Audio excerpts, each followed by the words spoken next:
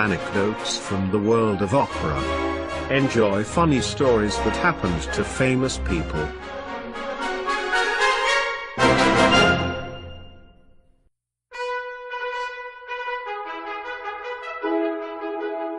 Episode 11. How Enrico Caruso made the most expensive record in history from a failed marriage. In 1877, Thomas Alva Edison succeeds for the first time to record a human voice. One hears a child singing, "Mary had a little lamb." It is a historic event. Edison calls the recording device the phonograph. 10 years later, Emil Berliner improves the recording quality with a new device. He calls the gramophone. Though, the recording quality is still spectacularly bad. The famous conductor and piano virtuoso Hans von Bülow records one of Chopin's mazurkas in 1888. When listening the playback, he faints.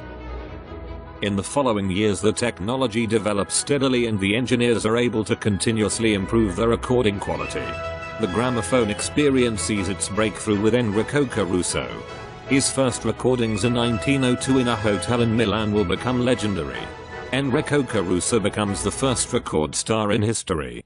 Everything that Enrico Caruso touches turns to gold. Now, all opera stars want to make recordings.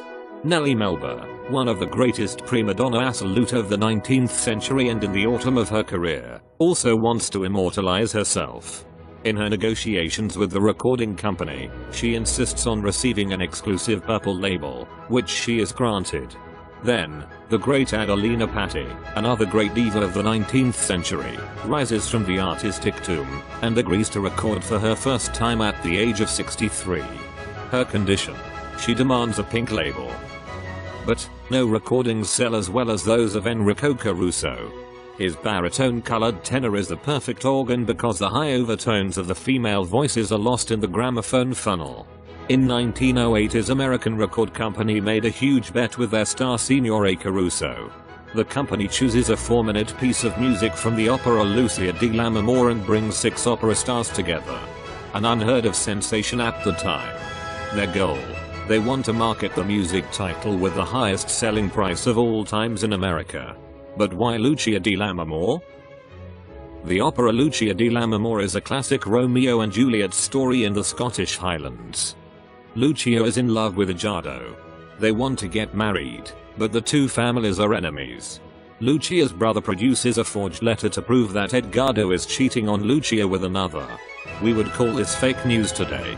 Now Lucia, humiliated, agrees to the wedding with a friend of the family. The wedding celebration takes place and Edgardo bursts into the celebrations. Everybody is scared stiff. At this point Donizetti composed one of the greatest pieces of music in opera history. The sextet, Chi mi frena a tal momento. In a slow motion moment, the main actors in this sextet sing about their pain, anger and confusion to get it off the chest. Let's return to the recording of this piece in 1908. The selling price for this 4-minute recording about a failed marriage has an equivalent to current purchasing power of an incredible $170. The recording sells like hotcakes. To this day it is the first and only piece of music that ever carries its selling price in its title. It is called the $7 Sextet.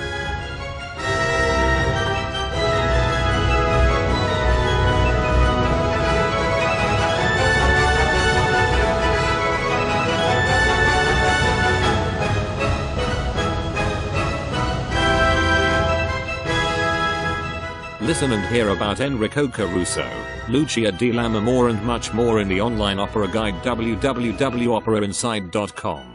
All about opera.